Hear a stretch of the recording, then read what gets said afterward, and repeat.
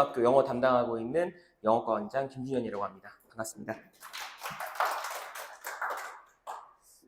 이제 목차는 이제 강사 소개부터 해서 이제 개성고 영어 내신 특징, 그리고 이제 그 특징에 맞는 우리 수업의 특징, 그리고 이제 커리큘럼, 그리고 클리닉 소개로 이어지겠습니다. 일단 다시 한번 제 소개를 드리면요.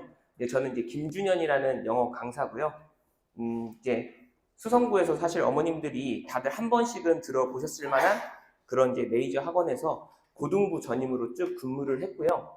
저에 대해서 추가적으로 궁금하신 사항은 저기 지금 어머니 아버님 기준으로 우측 상단에 보시면 이제 QR코드가 있거든요. 요걸 한번 스캔을 하시면은 그 자료에도 있으니까요. 요거 이제 제 인스타그램 계정으로 연결이 됩니다. 그래서 요걸 한번 봐주시면 될 것 같고,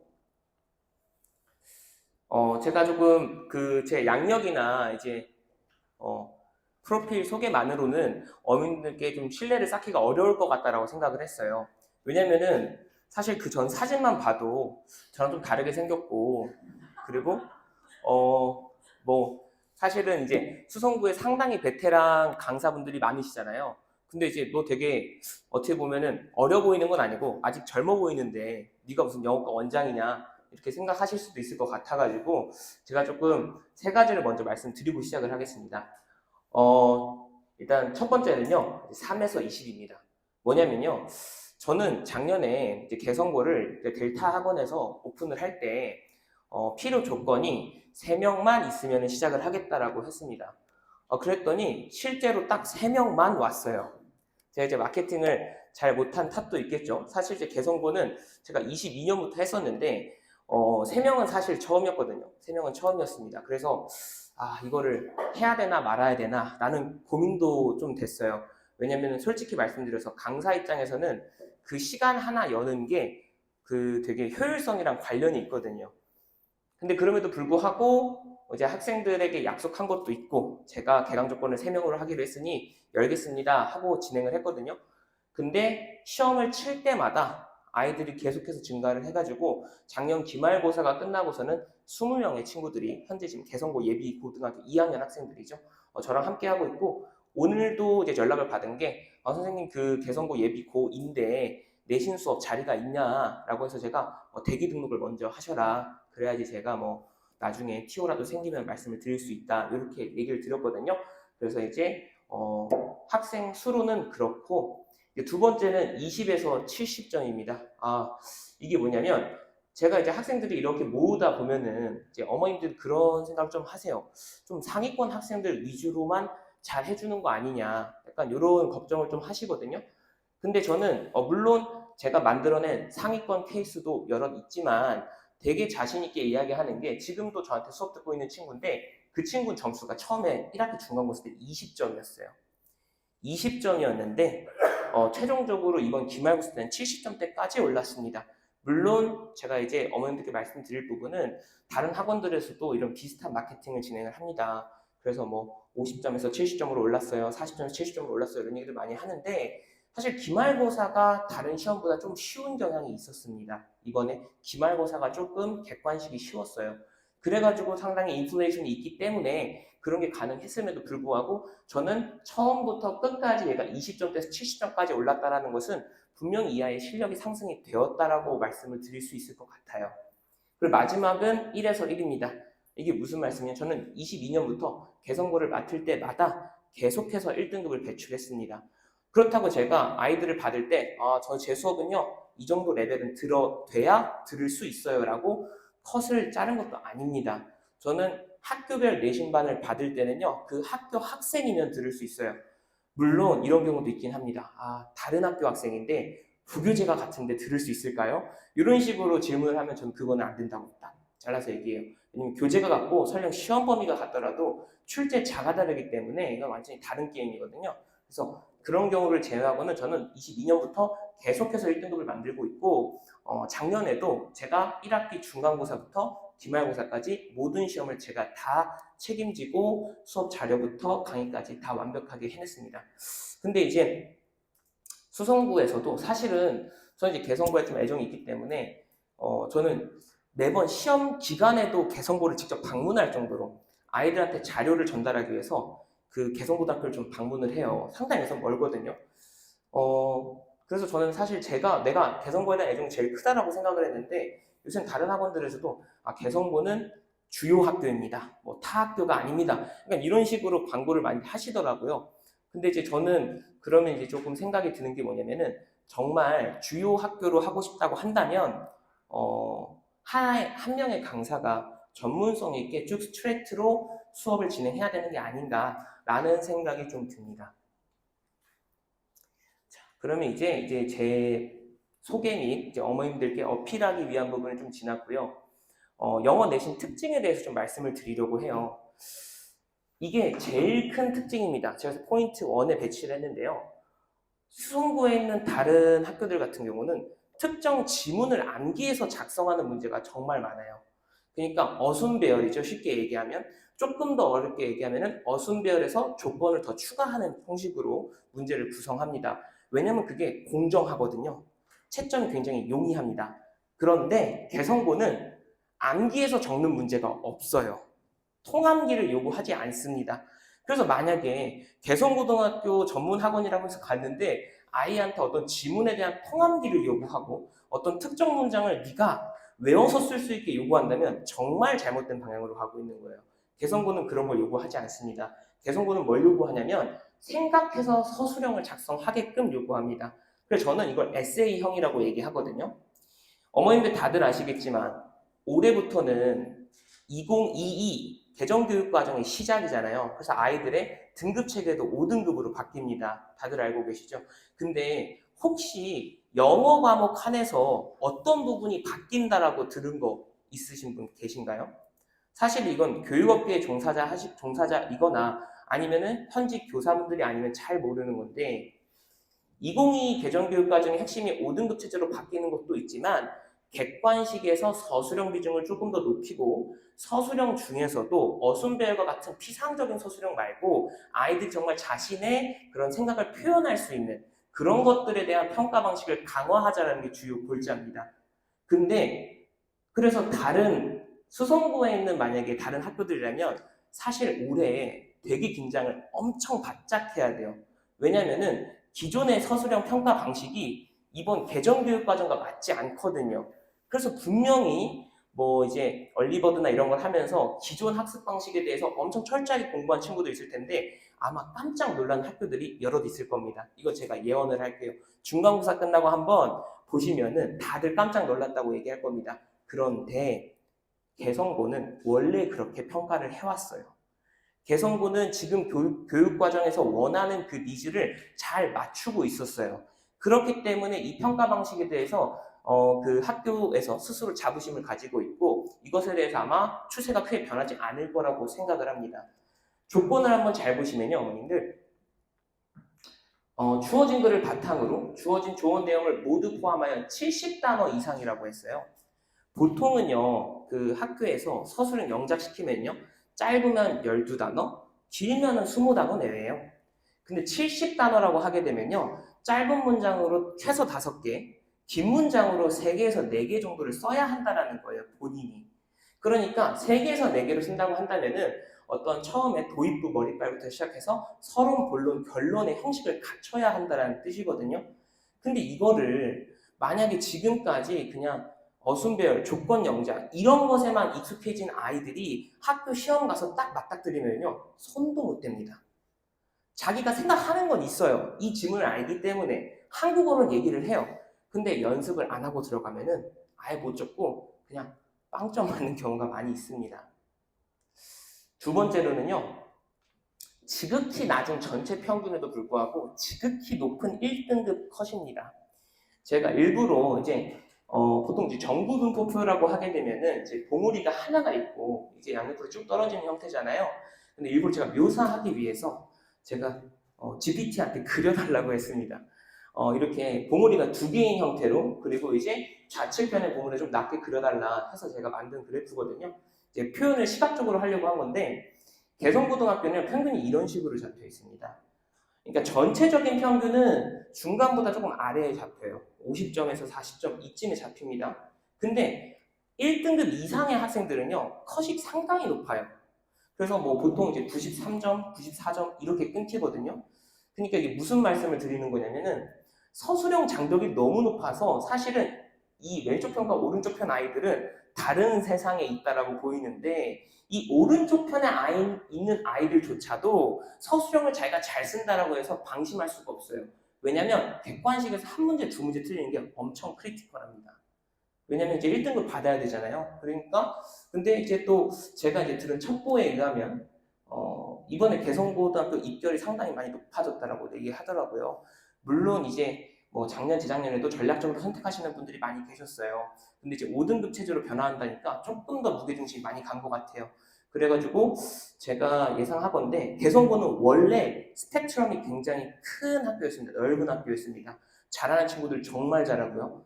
제가 뭐 작년에도 뭐 우스갯소리를 얘기하는데 고3 정시반 애들한테 야 내가 니네 후배들 중에 개성고 1학년 받았는데 진짜 엄청 괴물 같은 친구 있다. 야, 걔네가 너보다 수능 잘 풀걸? 약간 이렇게 말할 정도로 우수한 친구가 있는 반면에 아까 제가 얘기했던 것처럼 학교 중간고사 20점 맞는 그런 친구들도 있어요.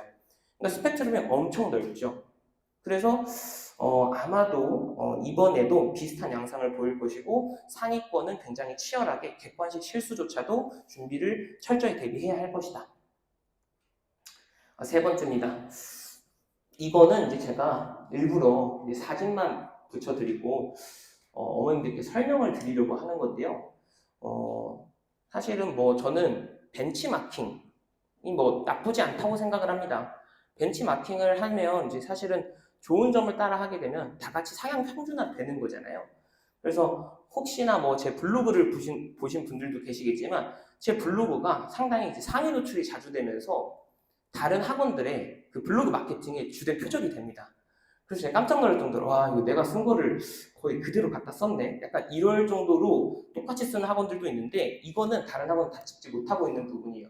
왜냐면 제가 지금부터 말씀드릴 특징은요. 2019년도부터의 개성고 자료를 쭉 펼쳐놓고 봐야지 드러나는 특징이거든요. 저는 제가 2020년부터 개성고를 가르쳤다 말씀드렸잖아요. 저는 항상 제가 어떤 학교를 시작을 하게 되면은 그 해를 기점으로 해서 전에 3년도 자료를 다 펼쳐봅니다. 왜냐면 그래야지 최소한 트렌드라는 걸 알 수가 있거든요. 근데 개성고는요, 이게 지금 2018, 19, 2019, 20, 21, 22, 23, 24에 해당하는 문학 유형입니다. 제가 다 지금 시험지의 첫 부분을 떼서 가지고 온 거예요. 왜 이런 말씀을 드리는 거냐면 잘 보세요, 어머니들. 19, 20에는요, 1번, 2번, 3번이 다 주제 찾기였어요. 대입 파악으로 시작을 했죠. 근데 21, 22를 보면요, 어법 문제로 4개까지 갔습니다. 근데 또 이게 이제 작년 기출이거든요. 어휘 찾기로 1번, 2번을 시작을 하고 있어요. 이게 왜 그런 거냐면 어떤 출제자가 중심을 잡아서 끌고 가느냐에 따라서 출제 패턴이 다양해지는 학교입니다. 수성고에 있는 여러 학교들은요, 사실은 제일 표준적인 포맷이 모의고사 포맷이에요. 그래서 모의고사 독해처럼 아주 쉬운 18, 19번 떼고 20, 21, 22, 23 이 순서대로 뭐 주장, 의미 추론, 주제 이런 식으로 쭉 가거든요. 이런 식으로 출제를 하는 게 기본적이라면 개성고 같은 경우는 어떤 출제진이 중심적으로 스피커 역할을 하느냐에 따라서 출제 방식이 많이 달라집니다. 유형이 달라져요. 그래서 저는 이제 출제를 할 때 어떤 선생님께서 주된 목소리를 높이고 계신지 그걸 체크를 꼭 하거든요. 그래서 그 선생님들에 따라서 이 객관식 처음에 유형이 달라진다라는 거 출제자 파악이 필수다라는 걸 말씀을 드립니다. 자, 그러면 이런 특징을 갖고 있는 개성고인데 어떤 방식으로 제가 내신 대비를 하는지 먼저 말씀을 드릴게요.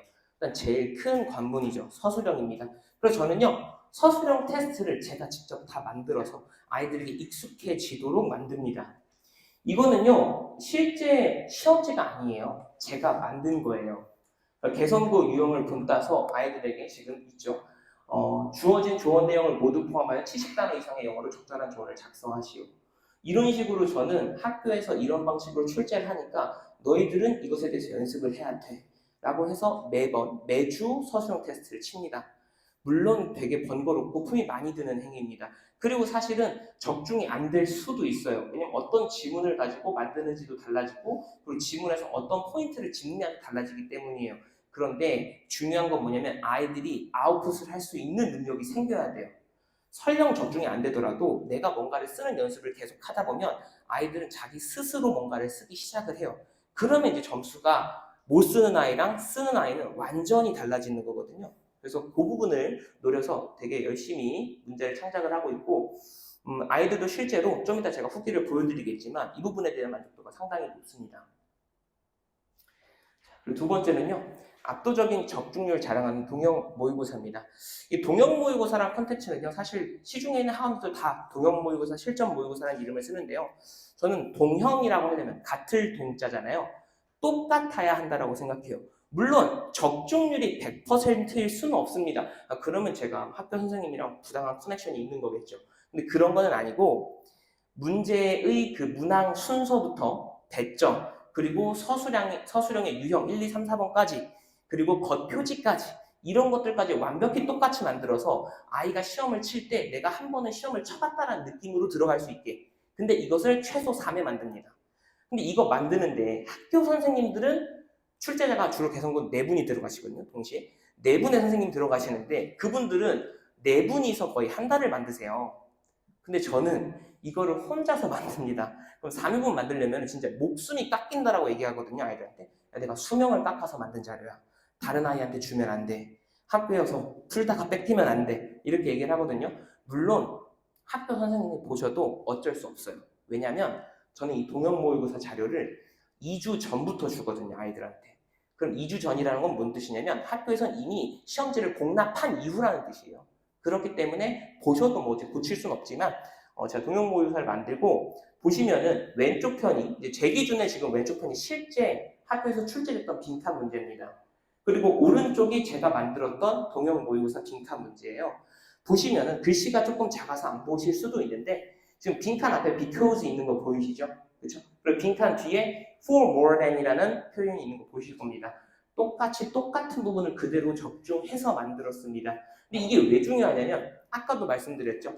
객관식에서 실수 하나가 아이의 등급을 확 가르는 학교가 이제 개선고가 된다고 컷이 높기 때문에 그래서 최대한 적중을 많이 시켜주면은 아이들은 당연히 실수가 줄게 되고 그러면 서술형에서 더 많은 시간을 쓸 수가 있게 됩니다. 자, 마지막입니다.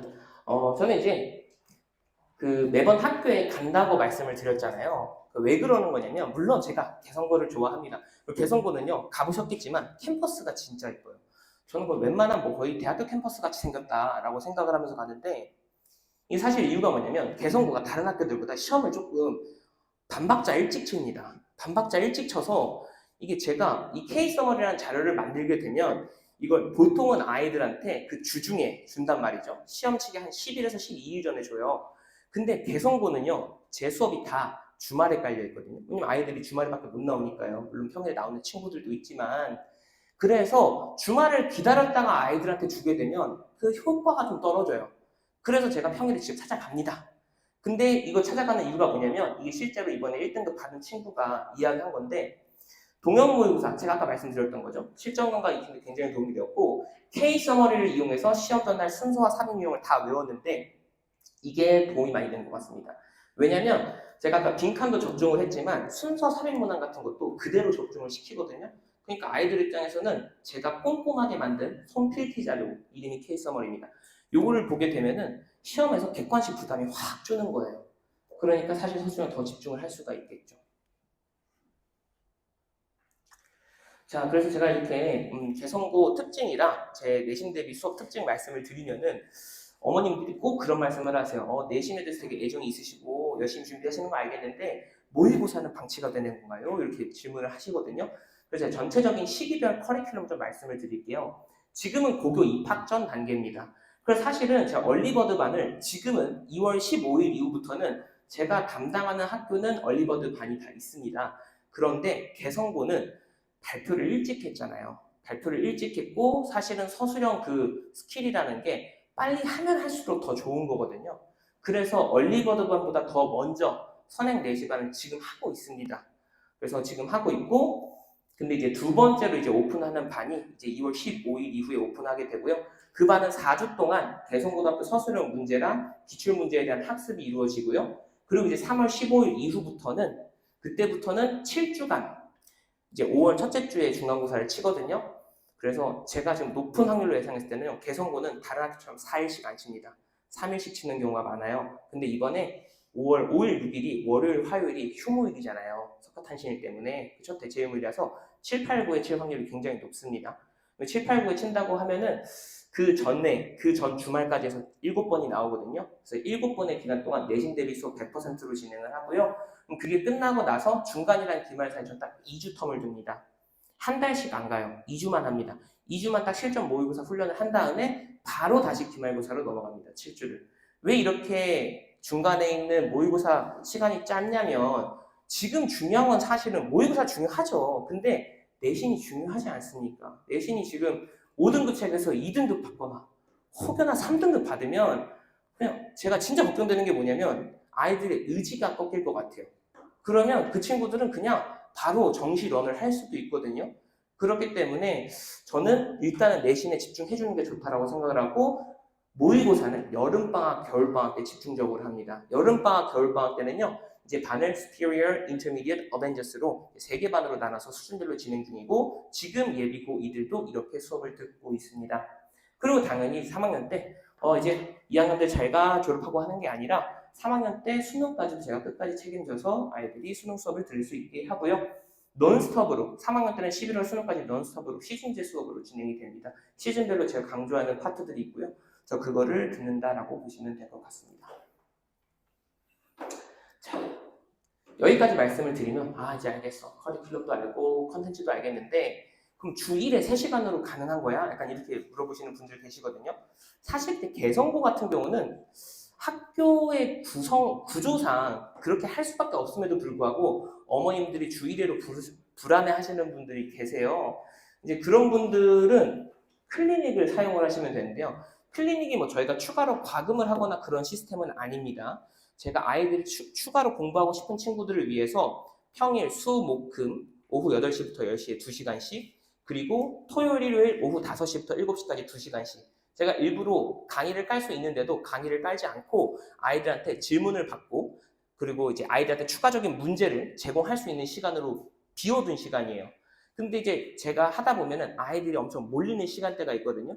그러면 저한테 질문하고 싶었던 거 못하고 갈 수도 있잖아요. 그렇게 되면 제 졸업생 중에 항상 매년 의대생, 서울대생이 나옵니다. 그래서 의대생이랑 서울대생이 이번에도 저랑 같이 함께 해주고 있는데 이 친구들이 실력이 상당히 좋습니다. 어떻게 보면은 약간 저는 코치 같은 느낌이라면 이 친구들은 이제 막 현역을 갓 졸업한 친구들이라서 느낌이 너무 좋아요. 그래서 이 친구들이 질문을 다 받아줍니다. 저랑 같이. 그래서 질문에 대해서 뭐 정체됨이 없이 뭐 해소 못하거나 그런 거는 전혀 없다라고 봐주시면 될 것 같습니다. 자, 여기까지 해서 제가 말씀을 드렸는데요. 혹시나 더 궁금한 게 있으신 분들은 제가 조금 이제 뒤에서 기다릴 거거든요. 그래서 다 다른 거 한번 먼저 설명 들으신 다음에 그때 저한테 질문을 해주시면 감사하겠습니다. 이상입니다.